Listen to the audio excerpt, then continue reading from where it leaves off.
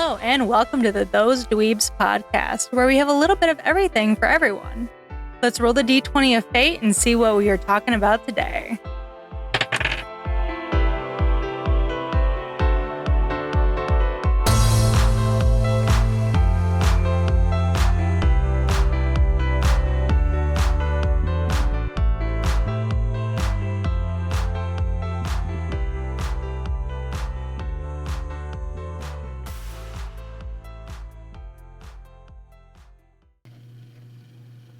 Hello everyone, and welcome to a new episode.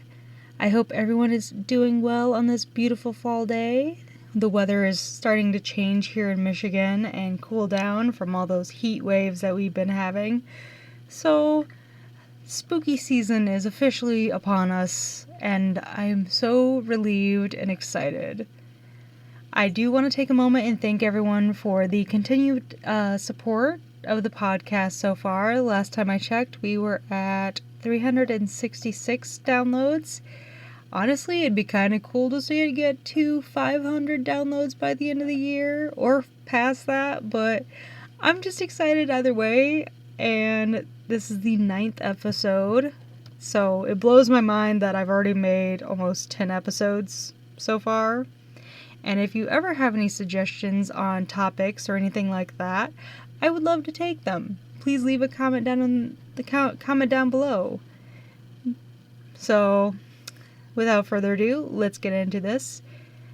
This was actually a topic requested or, told to me by Trevor of What Goes Bump of the Night. And he was saying war veterans or military who have experienced spooky or unexplainable things.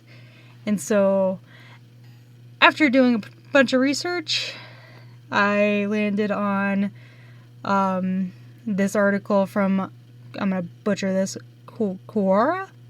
I'm going to link it down below. But, yes, I'm sorry ahead of time, words are hard. And I'm going to be reading, articles and, stories from that. I do want to take a moment and put a trigger warning here that it does mention wartime, and it does mention death and suicide. So if any of that bothers you, please choose to listen to another episode. I completely understand, but I wanted to take a moment and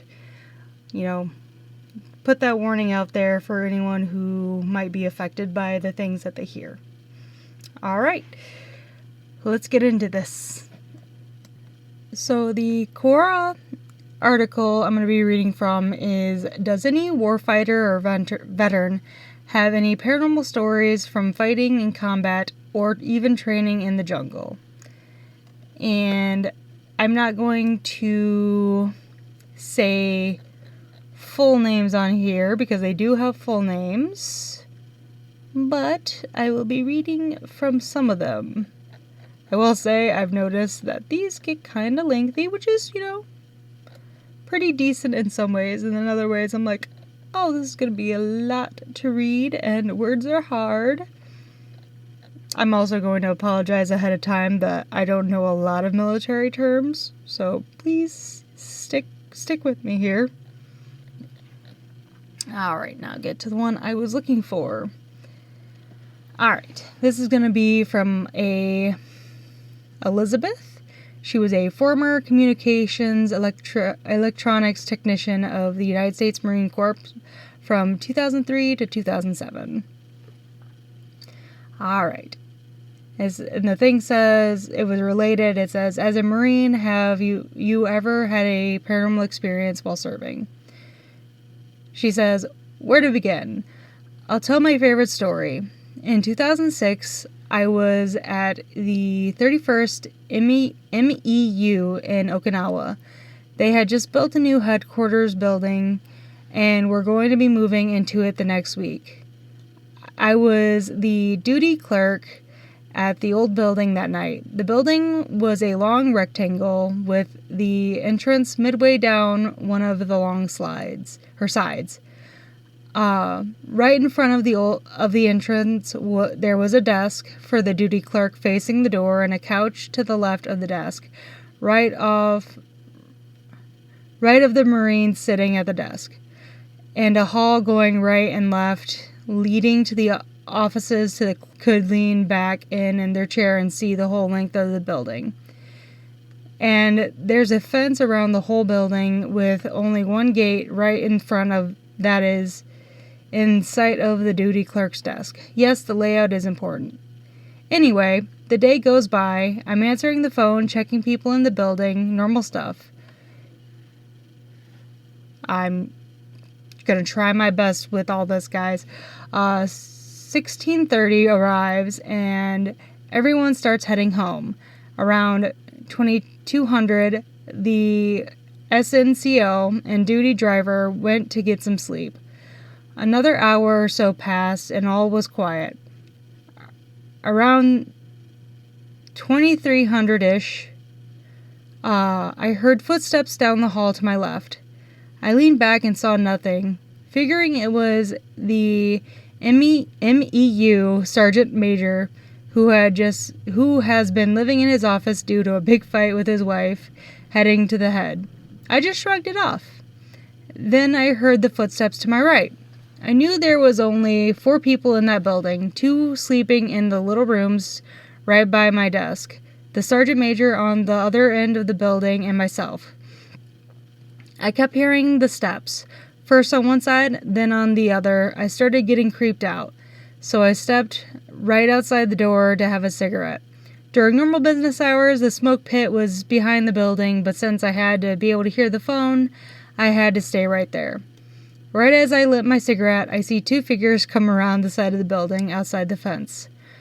Startled me, but it was only 2 of the camp guards, one of whom was my buddy, doing their rounds.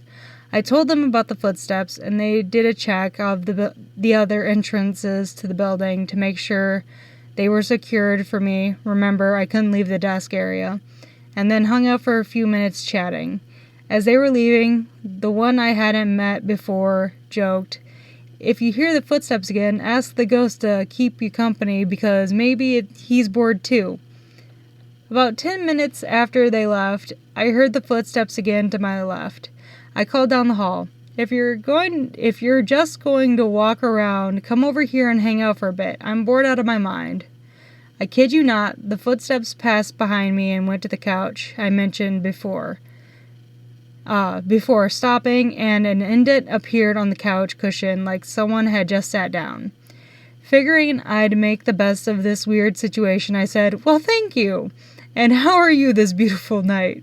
No response, but after about half, the indentation disappeared, and I didn't hear the footsteps again that night. I never did duty at that building again. The next day, they began moving the contents of the offices over to the new building, which had its own stories to tell, most notably hearing voices on the intercom after everyone left for the night. It was not pleasant It was not pleasant to be doing the hourly walkthrough and suddenly hear a voice I knew was not the SNCO on duty coming from the intercom. At first I thought it was a wireless transmission from a radio or something, but the system was not set up to receive wireless transmissions. It was an entirely wire-based system. The worst was the night I was in the duty office and heard, "I need help here, he's dying," coming from one of the offices. We didn't have a way to tell which office a transmission came from. If someone needed something, they had to identify who they were, so I ran to do a check of every office on every floor. There was no one in the building. Sergeant Major had moved into the base motel. They were like, "I have other stories, but this is already long, so I'll stop." Honestly, I love the fact that instead of being super creeped out by everything, they were just like, "All right, you know what, I'm going to take their advice and, have a little fun with this." And took it with a grain of salt. Sometimes that's what you gotta do in the paranormal. I really like that one. Now, on to the next one. Alright, so our next one is going to be from Phil. He is a former corporal. 0341-8152, 3rd BN, 4th MAR, from 1994 to 1998. Again, I am so sorry. I don't know what any of that means, but, I'm sure there are some people who do, but I just find it all very interesting. But let's get into it. It says, what was your most paranormal experience in the military? Without revealing any information, one of the duty stations I was at had towers that had to be manned. At this duty station, if it got foggy, the tower standers had to abandon their towers and walk to their assigned sectors. It's foggy. The tower guys come down. Mobile patrol is driving around and looks up into the tower and sees a guy standing there. XXX, this is YYY. Why are you still in your tower? YYY, this is XXX. I'm not in my tower. This is a tower where a man killed himself. You could see they painted over bullet hole in the concrete. There was a second tower where, if memory serves, a contractor fell to his death from the top through the center. We would stand watch in that tower. It was so creepy that the watchstanders would rather piss themselves than use the bathroom one floor down. There was all sorts of electrical crap going on in there, centering mostly around radios turning on and off by themselves, and also footsteps in the stairwell, which were the two things I experienced. I hated those towers. I didn't mind the others, but I didn't appreciate standing in those. I didn't inspect my watchstanders in them either. Yeah, I don't blame him. I've never been in the military, but I remember at my last job we had walkie-talkies for whenever we did big festival work, which is once a year for a weekend. And it was it was a few months after that. So these walkie-talkies have just been sitting there collecting dust, completely turned off, just on their little charging stand. And I was having lunch, and I remember that there was this voice that came over it, and I didn't understand it, but I just kind of went about my business eating my lunch. I'm like, I'll check it out after I get done eating. I went over after I got done eating, and those all were off. There's no way that all of them were there, all of them were off. And this place that I worked at before is a few years over 100. So, it's pretty spooky and pretty haunted. So, yeah, no, I've experienced radios acting up, so, I probably would have pissed myself too, honestly. But, yeah, that one, short, sweet, and right to the point, and spooky as hell. So our next one comes from Shamin, which I'm so sorry if I mispronounced that. Company Major Sergeant Major NCC. Has any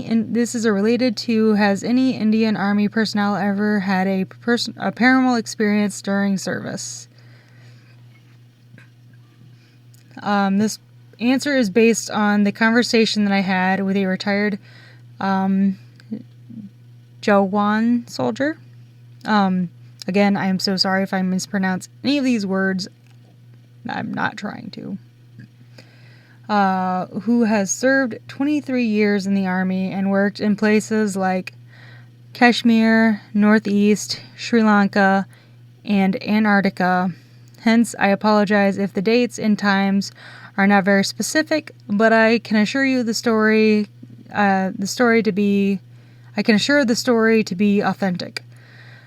The place was Gwalior in the mid-1980s, where the Jawan had posted, probably 18th Armored Brigade of 36th Infantry Division XI 21, I believe, corpse, and assigned right duty for guarding a huge garage that housed many tanks in it. The Jawan was waiting for a shift, and when suddenly he heard a sound thud. He noticed that the lights of a tank were switched on. Thinking that it was some late night maintenance going on, he ignored it. The very next moment, the tank started, and the Jawan decided to go and talk to the maintenance crew. He went up to the tank and started talking while still outside the tank. When he got no response, he opened up the hatch and checked who was inside. He was shocked and terrified of what he saw. There was no one in the tank. He now ran towards the tent where the other shift guys were sleeping and explained to them the situation, to which they replied in a language I am not sure how to say or like which it is, so I'm going to go past that to the translation that says, "Are you new here? This happens every day. It will go 5 meters ahead and backwards and stop. Don't be afraid." And the very next morning, the Jawan reported that incident, and the tank was tied down using large steel chains. But again, the same incident was repeated, and the tank broke the chains. After a few months, a team of officers from the Army HQ came to review the ghostly tank. They stayed up the night to see it by themselves. After experiencing the horrifying incident, they went back to Delhi the next day. A report was sent from the HQ after months, which stated that the tank was part an operation in their desert, where a soldier had taken the tank into the desert without permission and was unfortunately stuck in the tank as his hatch was locked. Days later, both the tank and the soldier's dead body were found in the desert. It was also ordered by HQ to send the tank to a heavy vehicle factory of Vadi, Tamil Nadu. Again, so sorry. So that it could be completely disintegrated, melted, and it still could be reused. The tank was a Vijayata?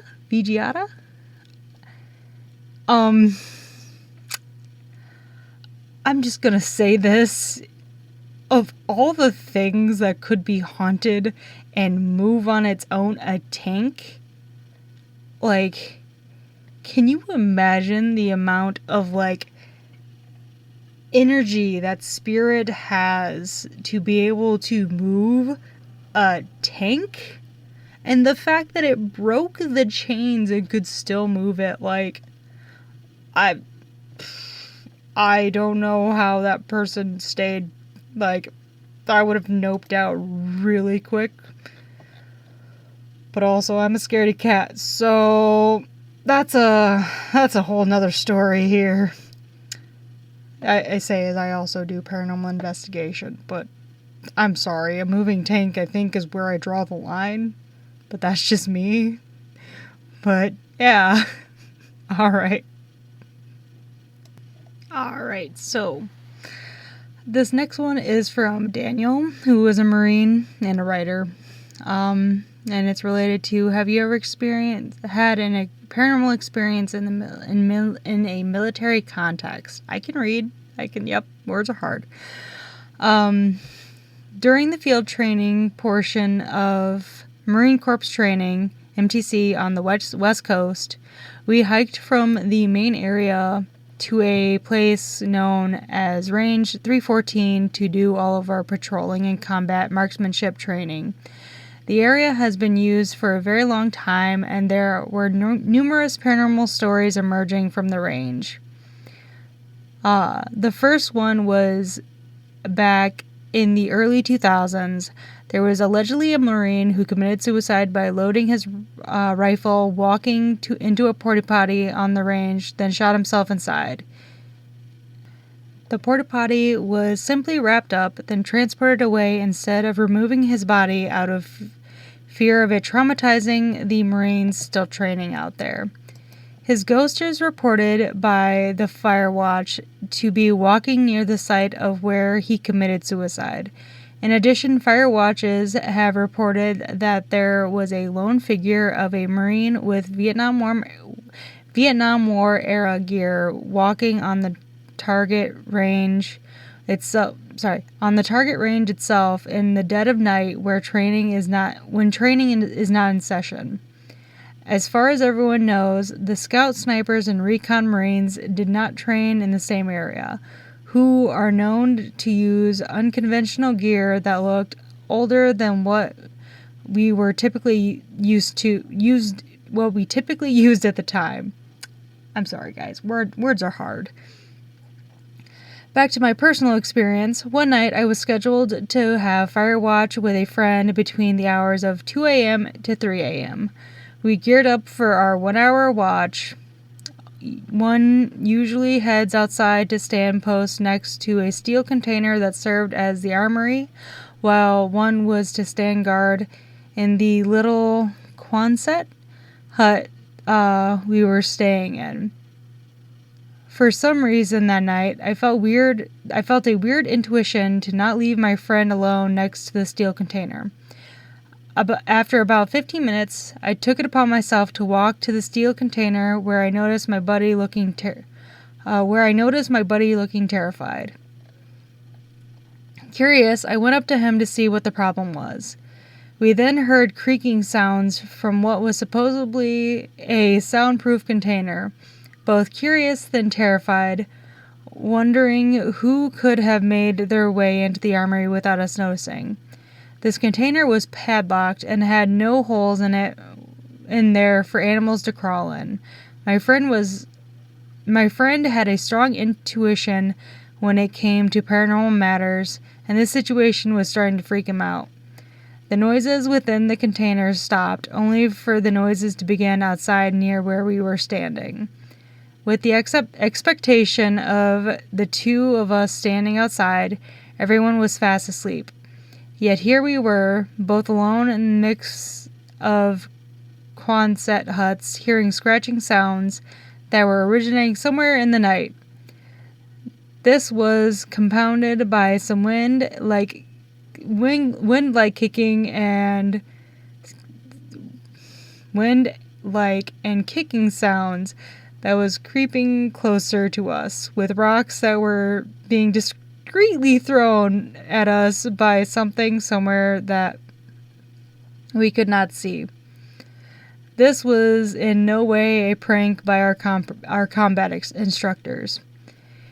We knew that coyotes were in the area and can distinguish them from their howling sounds, but these sounds were not from the animals we were told about. I then found myself reciting the St. Michael prayer, falling back to a prayer that was taught by my parents when I found myself in a spiritually dangerous situation. My friend heard my whispering, then asked if he could pray along too. I taught him line by line as the hour crept by and we kept hearing these abnormal sounds. We were scared to the point where we were attempting to rush the incoming fire watch to replace us. It felt like an eternity waiting for our relief. I was beginning to get pissed by the fact that then proceeded to throw a rock at the hut. One of the replacements comes out, annoyed by the fact that I had just done that, asking I didn't do it again, then disappeared back into the hut. Even more aggravated, I picked up another rock to throw at the hut once more. I threw, completely missing, when my friend and I both heard this unhuman screeching sound, followed by flapping noises. According to my friend, the look on my face went from being suntanned to deathly pale, complemented with the most terrified look on my face. I could say the same for him, since he saw the source of the noise itself, saying that it was in no way an owl, but like some dark inhuman like flying shadow. By 3 a.m. the noises slightly faded, but we decided to stay on the next watch with the incoming replacements, somehow mustering the courage and the logic that there would be less paranormal activity if we increased the number of Marines on fire watch. Nothing really came of the first half hour, and then we all collectively heard the hooks on the flagpole tapping. This was followed by a tin can that was rolling somewhere near where we were standing. What made it even creepier was that there was no wind whatsoever that night, leaving no explanation for those noises. We all eventually were replaced after that hour, but the experience stuck with us. Oh man, that one was a long one, and I'm sorry ahead of time for my stumbling over words. But I would have probably lost it. Like, how they managed to do that and stay another hour? I'd have been like, "Hey guys, I'm going to bed. Good luck." There was creepy shit happening. But yeah, I think that's a good amount of stories that I told. Maybe I'll come back and read some more. A lot of these are very long, which, like, I enjoy reading, but, like, reading out loud, I'm like, I'm struggling here. But I digress.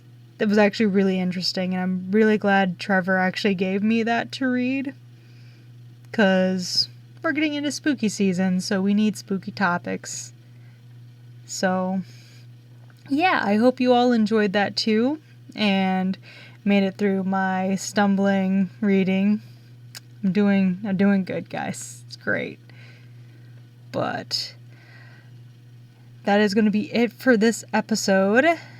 If you would like to listen to this, you can find it on the following podcast sites: Podbean, Amazon Music, Audible, iHeartRadio, Player FM, Listen Notes, Podchaser, Boomplay, Podcast Addict, and Deezer.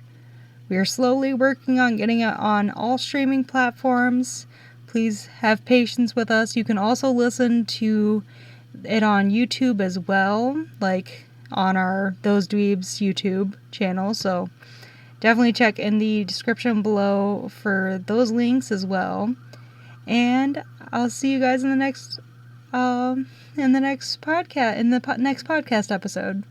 All right. Bye, guys.